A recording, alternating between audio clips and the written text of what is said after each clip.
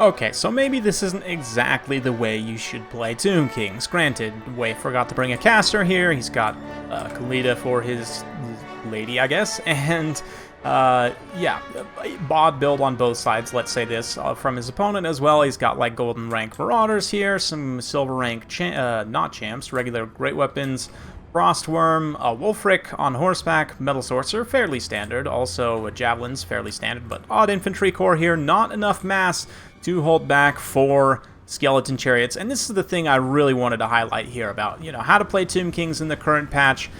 Revolves mostly around this unit. Also, Sepulchral Stalkers, a unit that often flies under people's radar. He's got 4 of them, a couple of Skeleton Horseman Archers, and just Skeleton Infantry up front.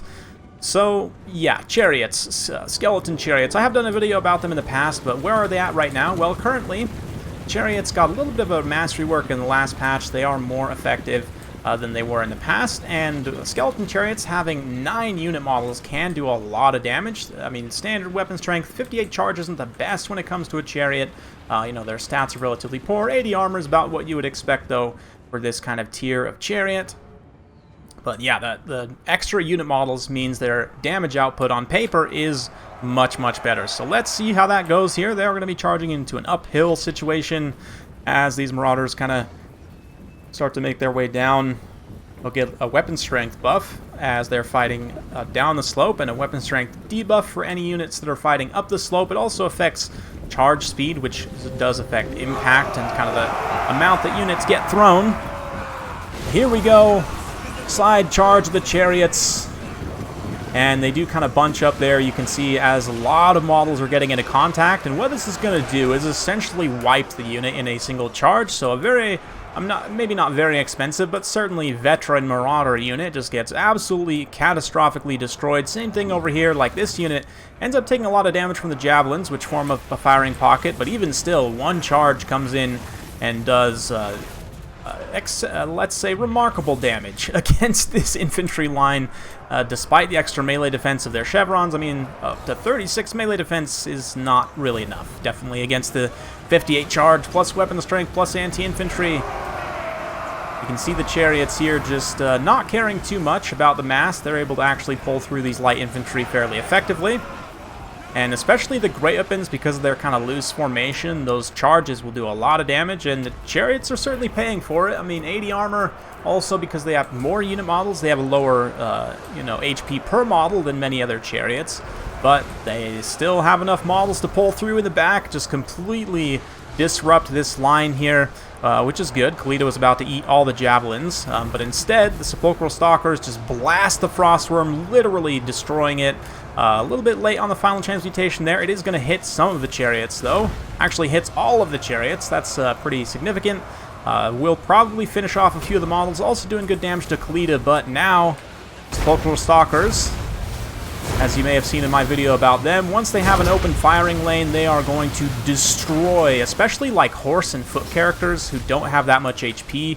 Wolfric, I mean, in general, horse and foot characters don't have that much HP, right? Wolfric is not Archaon, so he does get absolutely blasted by that. I mean, pretty sure Archaon even, he would get blasted by that, but also now the Metal Sorcerer in severe danger. The Chariots are mostly gone after that, but they've already done their damage, and like there's still 3 unit models hanging around right here from this one. They're getting eaten by the Beast of Tashnar as we speak, but yep, there goes the last one. But we'll check the value after the fact. I mean, certainly from the shambolic state of the infantry of Norsca here, it does appear that they have done their job. And the battle's going to be relatively quick. You can see Wei already edging towards victory there. Probably not even going to get the Ushabti summon. We'll see. But certainly looking quite grim for Norsca at this point. And like I said, odd builds on both sides, but I mostly just wanted to highlight the Chariots. If you've been watching my channel recently at all, I would definitely recommend going back and checking some of my recent King of the Hill streams. There have been battles in those featuring Skeleton Chariots, like winning very heavily in a more competitive tournaments, not necessarily competitive tournament sense, but it's certainly in the more, let's say, traditional builds, or at the very least, in a setting that can be construed as semi-competitive, right? I mean, at least one of the, I think we had a prize for one of the King of the Hills I'm thinking of, but anyway. You will see lots of Skeleton Chariots games in general on this channel going forward. If you also look back at the last kind of few weeks.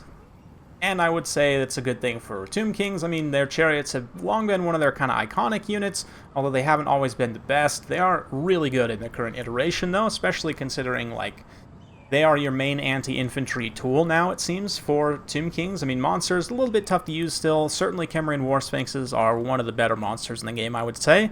And, I mean, you've got some good options. You really don't have any good infantry, though, especially in sort of the infantry great weapon meta. When you have some kind of okay halberd infantry, but nothing really with a good charge bonus, right? On the flip side, though, the chariot changes have benefited Tomb Kings greatly, and these guys show that very much. 1,200 value, 148 kills on one of them. Two of them not getting quite so much value, but still, the two that kind of ran rampant over that front line. You can see these Marauders just struggled. There's no question that they definitely struggled. And then, of course, Sepulchral Stalkers just blasting a lot of higher value, large targets like the Frostworm and Wolfric and so on. So a relatively short one, but let's quickly just kind of talk about Tomb King. So people know about Ushabti Greatbows. You know, they're still very good, right, in the right situation, well protected. The Screaming Skull Catapults are also nice in the right situation, and generally I would say Tomb Kings going wide right now is beneficial, and sort of having the Skeleton Chariots as your anti-infantry component. 3 to 4 of them, get some Nahakara Horsemen potentially to support, probably like a cheaper Lord, let's see, maybe Arkan the Black with Lord of Death here.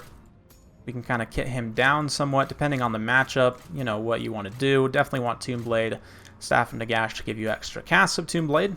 Yeah, maybe Spirit Leech. Decide whether or not you want to keep the Curse. Soul Blight might be decent right now, you know, depending if you're trying to Terror Bomb, Doom and Darkness, Aspect of Red Knight, right? Purple Sun can be pretty good in kind of Horde play too, so let's just, for funsies, get that one.